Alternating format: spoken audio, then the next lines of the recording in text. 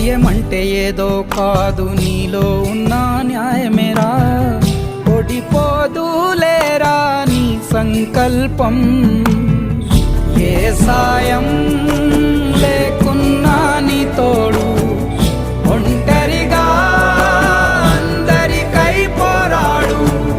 గెలవాలి నీలాంటి మంచోడు, గెలిచేలా చూస్తాడు పైవాడు.